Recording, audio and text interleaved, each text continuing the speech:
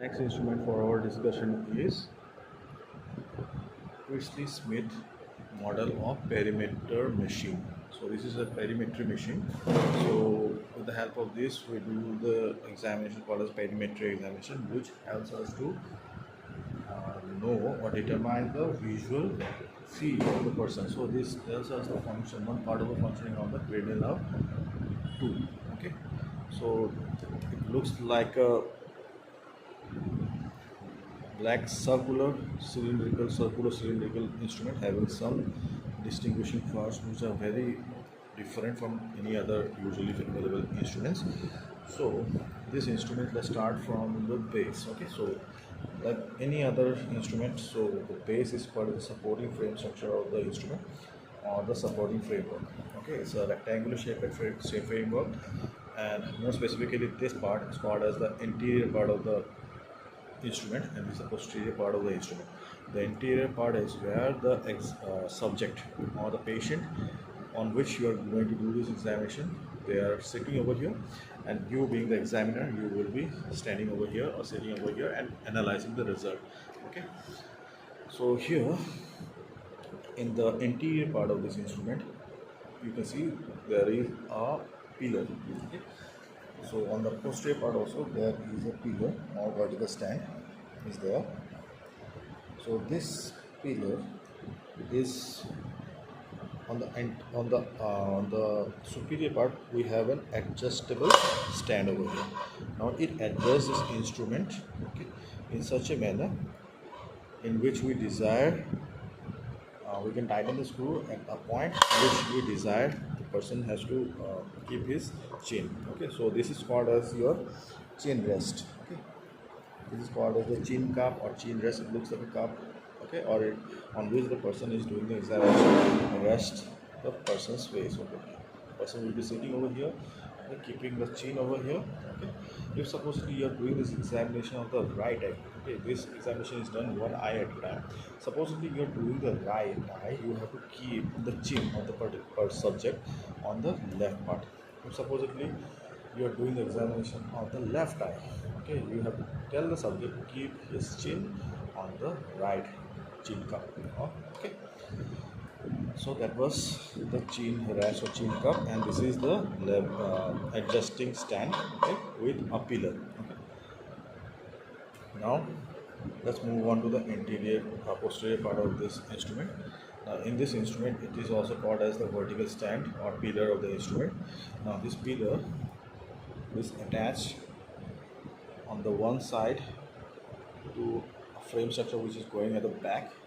Another frame structure, it is attaching the two flat circular structures. Okay, now this structure which is visible from the front is called as black disc or circular black disc. Okay, on which metallic arc is attached to the very center of this black circular disc. Okay, so this is called as the metallic arc of the instrument. Okay, and along this metallic arc you can see some numbers are written starting from this point. Okay, this is numbers are written, and at the very center we have a white spot. This is called as the central fixation point. Okay, on this point, the person who is on the subject on which we are doing the examination, he fixes or she fixes his gauge on this particular point, and we do the conduct the experiment.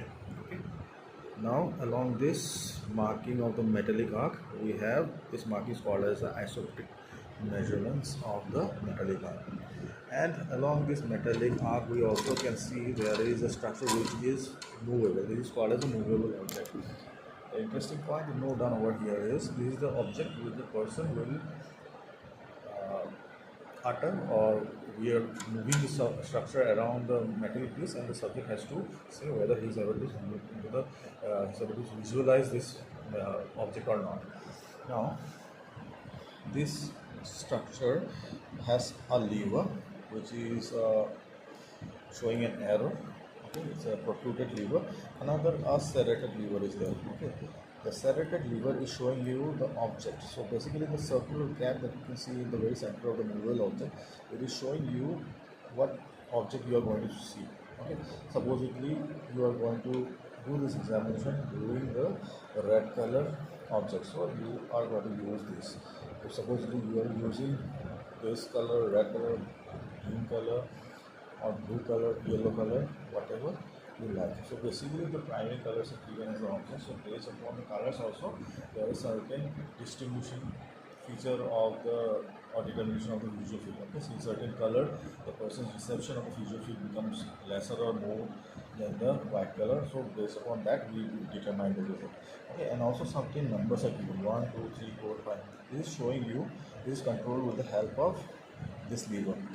So the one being the circle, it is showing you an object having a diameter of 1 millimeter.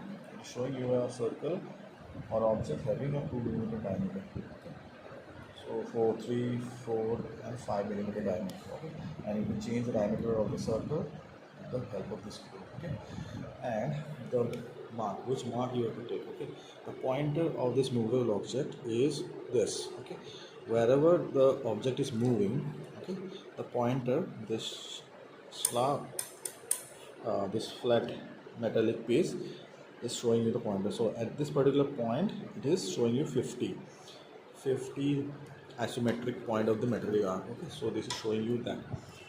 Okay, moving on the posterior part of the instrument, the black disc. Okay, I preferably like to paste a chart. Okay, this is called as a perimetric chart or Priestley-Smith mark, or if you are using a Leicester's perimeter, then it is called as Leicester's perimeter chart. Okay, going back side of this black circular disc, we have a screw which helps us to tighten or loosen this metallic arc to this frame structure or to the vertical stand. Moving to the back side of this instrument, we can see another circular frame is there, so on which there are two gadgets being attached. Okay, two parts of the instrument. This is the part which is attached. So this stand is connected to a frame structure which is connected to a movable pin punch pointer. Okay, so it has a pin which has a mechanism of punching and it points on the frame structure. Okay, so this is called as the movable pin punch pointer frame structure, which can be loosened up with the help of its adjusting screw. Okay, we can completely loosen up and we can do our maneuvers, whatever we want to do on this circular structure. Now this circular structure is called as a circular chart frame. Okay, this is in which we can attach the charts or this perimeter chart. Okay, so it also has a screw which adjusts the frame. Okay, so we can adjust the screw. Okay, we can twist it. Okay, and we can remove the chart. Okay, this is a usual perimeter chart which was attached to this frame structure. Okay, so we can directly paste it on the frame. So this is the circular chart frame. Okay, it looks like a frame, photo frame. Okay, we just can press it, keeping the central point of this chart frame. There's a pin there. We pierce the chart and we fix it. Okay, and we tighten the screw and we are ready to go for our experiment. Okay, so this is the experiment, that is this is the instrument called as the Priestley-Smith perimeter machine or Priestley-Smith perimeter model. And foremost, before attaching the chart frame, we have to start the examination by keeping this metallic arc or movable metallic arc fixed at a horizontal meridian. Okay, so for the reference we can use the chart frame which is attached on the front part of the black metallic disc. So we can adjust the 90 degree or 180 degree level with the help of the chart and we tighten the screw. Now at this point it is approximately at the 90 degree angle. Okay, so now you have to adjust the chart frame. Now how you adjust the chart frame is that Now this is a typical Planck perimeter chart or Lister's perimeter chart or Priestley Smith perimeter chart. Whatever perimeter machine you are using, you can use this machine. Okay. Also along with that, we also use this chart with a scotometer. Okay. So I'll tell you how to detect the values. Now the legends are written in the top part of the frame on the chart. You can write the name, the record number, the date of the examination, and supposedly you are using a right eye, what nomenclature you are given for the plotting. Okay, I preferably tell the subject to use a cross mark for a right eye, and for the left eye to give a circle mark or a square mark or triangle, whatever. Okay, or whether you are using the lines. If it's a solid line, you use that solid line for the right eye plotting, and if it's a dotted line, you use that for the left eye plotting.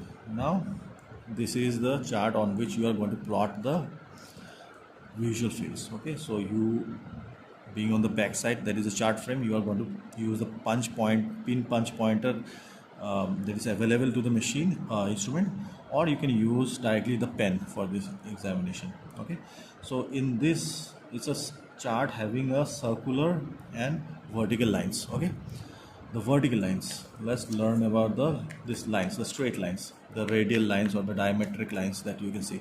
All these lines are called as meridians.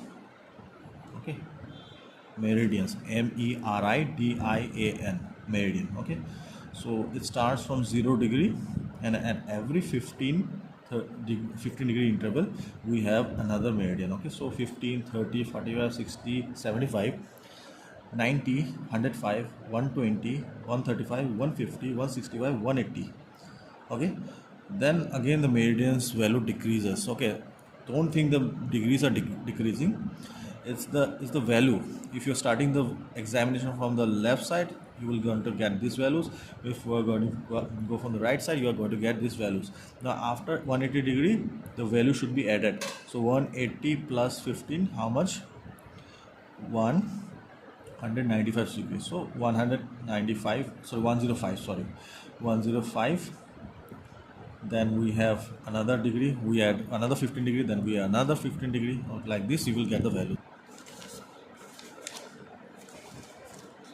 So these are the meridians. Okay, so these are the meridians, and after 180 degree you should add the values of 15 degree. So 195, then 215, then later on up till you will do this counting, and you should get a whole 360 degree meridians. Okay, so basically there are every individual 1 degree we have 1 meridians. Okay, so it's not practically possible to do this examination, so the chart has given us a luxury of 15 degree interval, and we can plot the curves. Okay, so these are the meridians.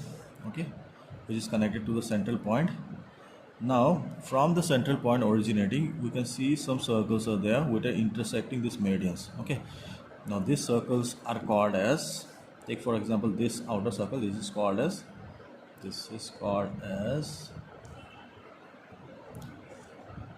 isopters. Okay, the straight lines are called as meridians. Okay, and the circular lines are called as the isopters. Now how to know what degree isopters are there? So all these values are given in degrees basically. Okay, this is 15 degree meridian. Now this, the outer one, the values of the isopters are given at the very center, or the very center straight line. Okay, or the 0 degree meridian or 180 degree meridian, you can see the values are given. Okay, so these are the degrees of the isopters.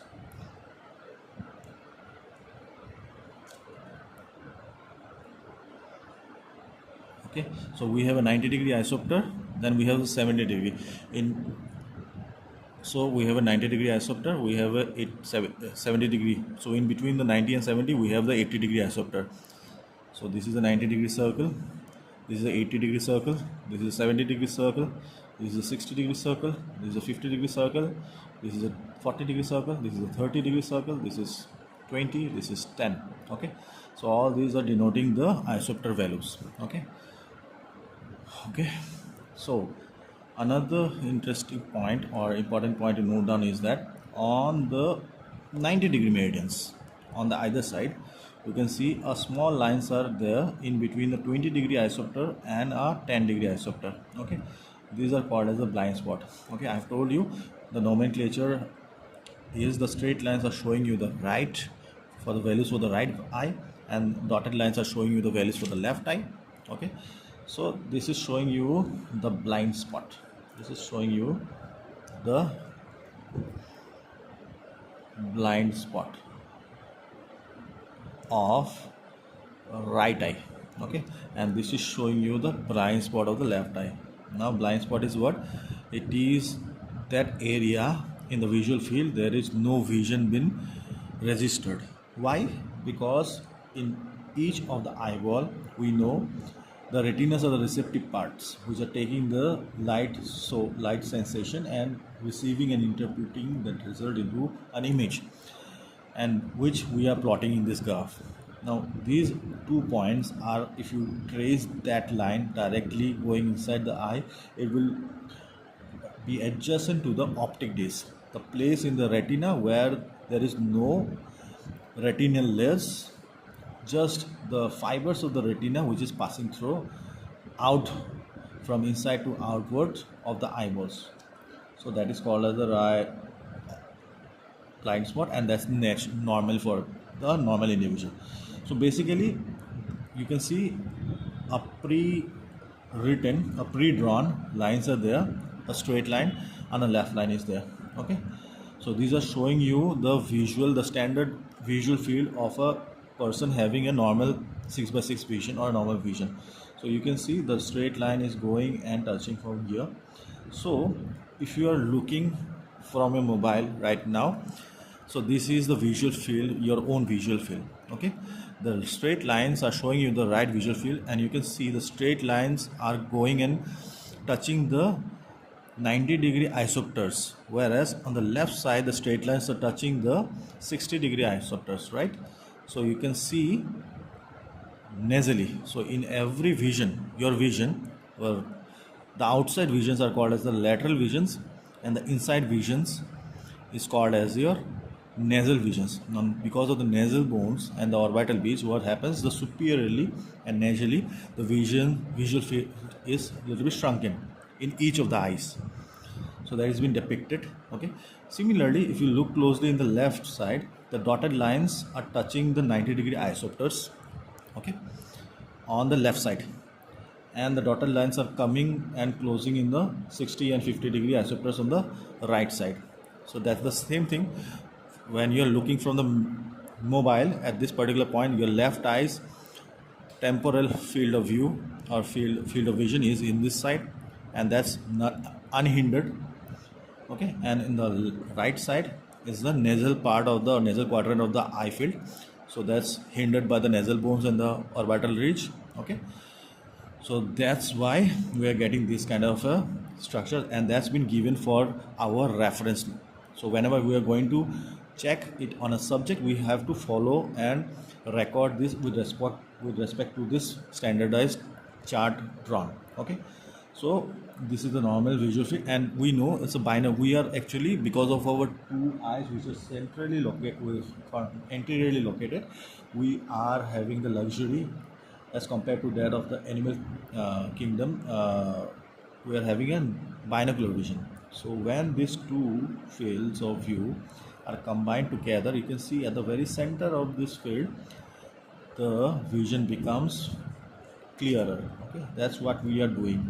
Whenever we are trying to study or look into any structure, we are continuously trying, our eyes are continuously trying to keep the vision in this binocular area, and we know the person, or we clearly see the structures that we need to observe. No? Sometimes in some persons this chart will be shrunken.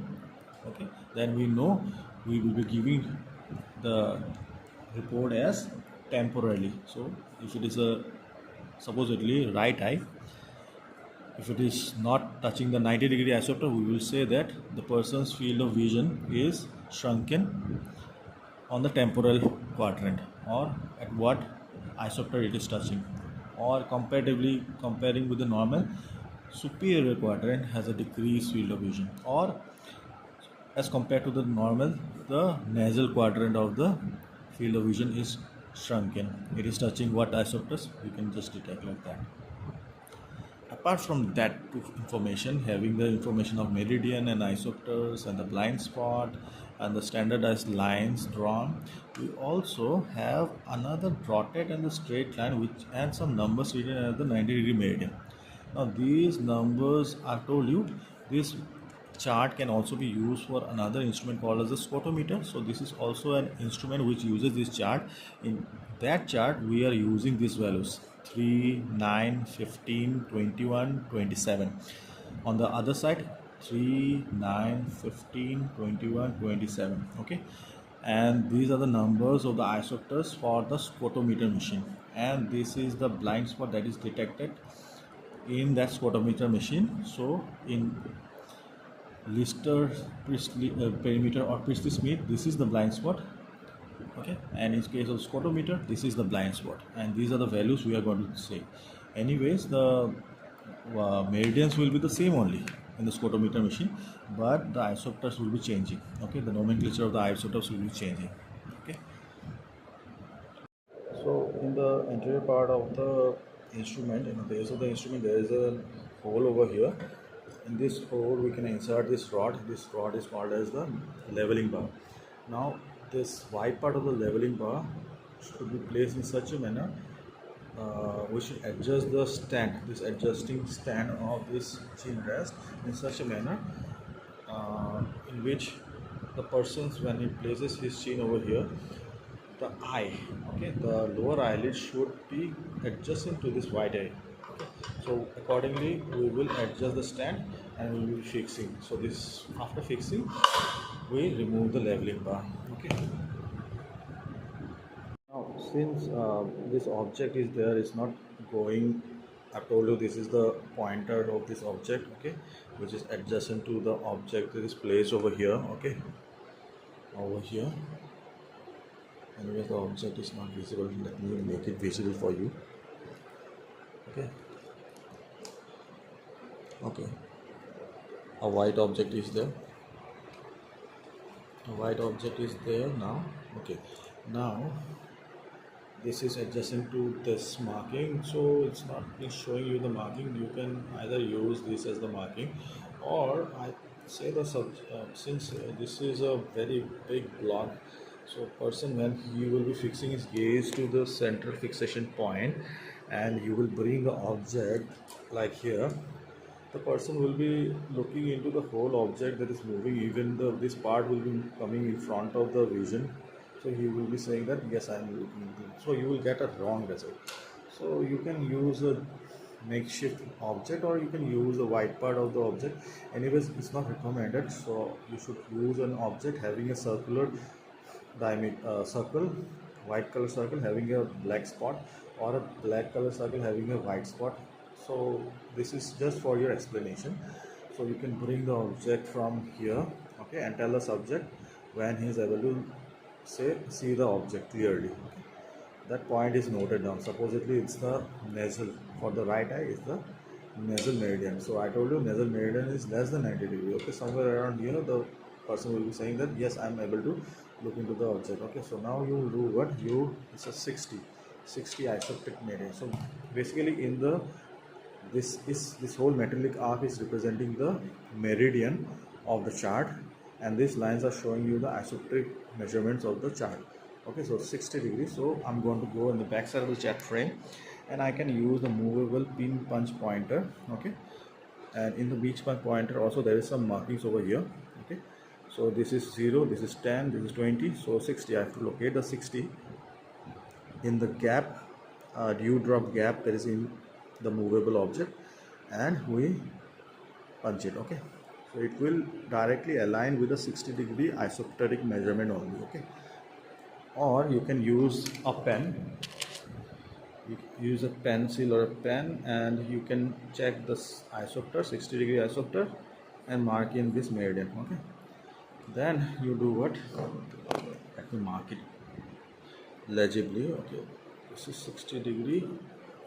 Okay, cross line. Okay, now you can either move in the next quadrant, next meridian, that is 90 plus 15, that is 105. You can move to the 105 meridian, or if you don't have time, or if you don't want to waste time, you can move to 30-degree interval. Okay, 100 plus by 5 is 130, so you can move to the 30-degree meridian. You can move taking the reference of this chart. Okay, if you're moving it like this, 30-degree, okay, then you should, this chart frame should also move like this. So when you begin your experiment of perimetry, okay, after knowing the parts of the instrument, after knowing about the details of the chart, okay, what chart is placed where, okay, which is the interior part or front part of the instrument, and which is the back part of the instrument, okay, where the subject sits and where the examiner determines the result. Okay, so first you have to do the work is you have to align the 90-degree meridian and align the metallic arc with that 90-degree meridian. Okay, so like this you have to align it. Okay, and go to the back side, fix this knob and chart frame. You have to fix the chart frame. Okay, if supposedly it's not fixed, you should fix it now. Okay, so you remove this screw.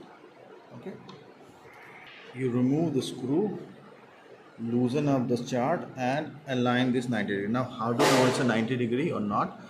Okay, this metallic arc is showing you this meridian. Okay, now to check this, you can bring this punch pointer bar and punch this area. Okay, now this punch pointer is absolutely vertically aligned, so it's horizontally aligned, so it's little bit going up or overshooting in the chart. So you have to bring the chart little bit down to certain degree, and as you are bringing it down, so you have to bring it up.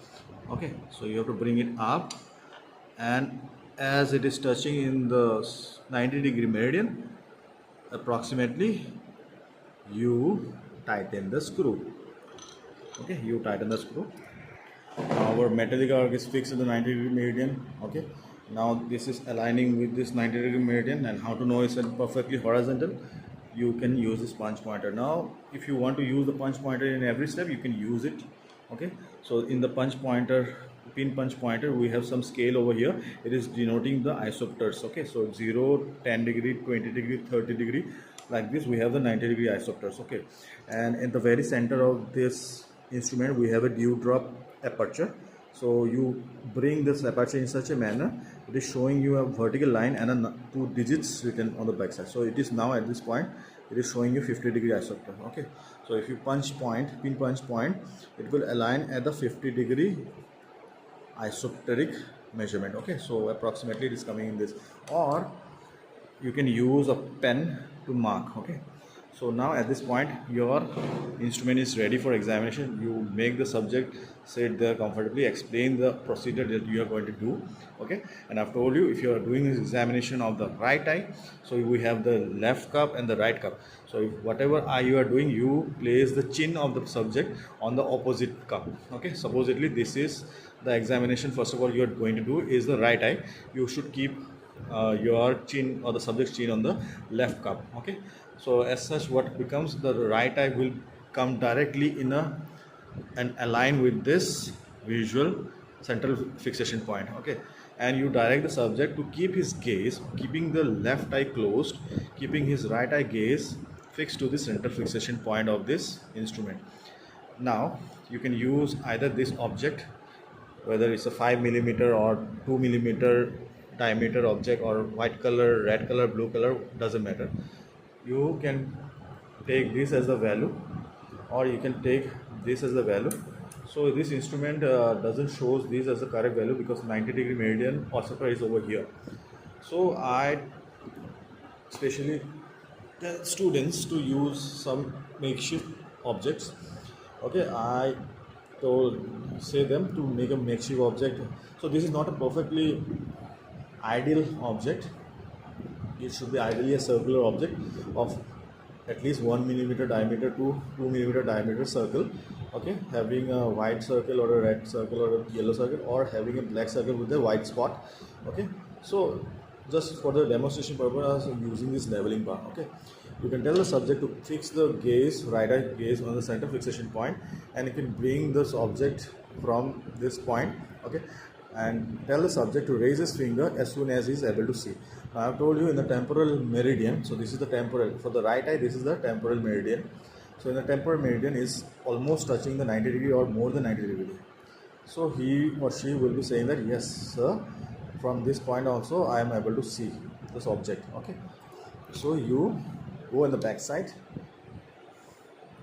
move this punch pin pointer, align it with the 90-degree marking, and we punch point. Okay, so this is the temporal meridian of the right eye, 90-degree, you mark it cross. Okay, so it is almost aligning with the standardized visual field.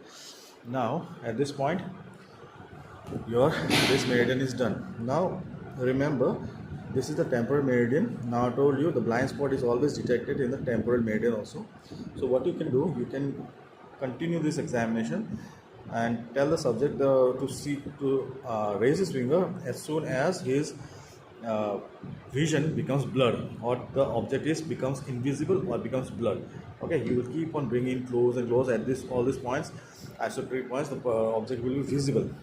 Now as soon as you bring somewhere around 10 degree isopter or less than that, the person will be seeing that the object is invisible. So that is actually aligning with the optic disc or the blind spot of this object. Okay, you mark the first point when it becomes when it disappears, and the second point when it disappears. Okay, and approximately you put the values on the back side of the chart frame, and somewhere around 10 or 20 degrees given standardized. So you should get a diametric value in this 90 degree. This is the 90 degree meridian. Here you should get the approximate diameter. Okay, so since there is no, so every meridians are given in 15-degree interval.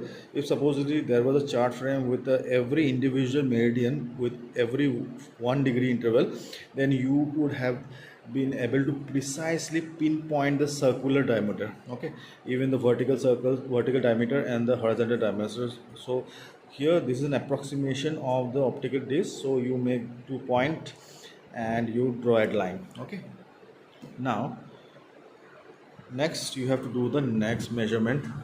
So for the next measurement you can either shift the metallic arc at 50-degree interval. Okay, you go back side and check it has traveled 15 degree or not. Yes, it is traveled to the next 15. So it is basically showing you the same isometric meridian shift. Okay, if this is shifted to 15 degree, this will be shifted to 15 degree. If it is shifted to 30 degree, it is also shifted to 30 degrees. So simultaneously you do this examination, bring the object like this, tell the subject when he is able to look, and you note down the values like this, and you keep on doing this examination, and you continue this plotting over here, and you note down the result. Okay, mind that we are doing the right eye examination. So for the right eye, when you go 45-degree interval, so sorry, this is so for the right eye we started from the 0-degree meridian. Sorry, we started from this 90-degree meridian. Okay, so the from 0 to 90 degree is still not done. So when we cross to the 270-degree meridian, so this will be the 270-degree meridian. Okay, so in this 270-degree meridian for the right eye, this time is the medial quadrant of the visual field. So now when we are going to do this examination, okay, bringing the object from here, and the subject will be saying somewhere around here. Okay, so obviously it won't be 90 degree, it will be lesser than 90 degree. Okay, so somewhere around 40 and 50 it will be there, and this meridian, you won't get the blind spot. Okay, I told you always the blind spot is detected in the temporal meridian. So in the right eye, this is the nasal meridian, so no blind spot. So whenever you are getting a object detection, you mark on the back side, and usually the marking will be, okay, the marking will be somewhere around here. Okay, so you can see, so this is 50 and this is 30. So this in the 270-degree meridian, it is coming in between this. Okay, so you can see in the nasal part the meridian shifted, and have you seen the chart is already 180-degree rotated. Okay, so when you start this examination, mind that you are starting the examination with the metallic arc placed in the 90-degree meridian. Okay, so you have to complete this 360-degree circle of determining the visual field. So when you cross this line to this particular point, your whole visual field determination of the right eye is complete. Mind that the left eye is still left. Now you will move and plot the 360-degree meridian, and you are completed with the right eye. Now you will tell the subject, now this time around you close your right eye and keep your chin on the right cup.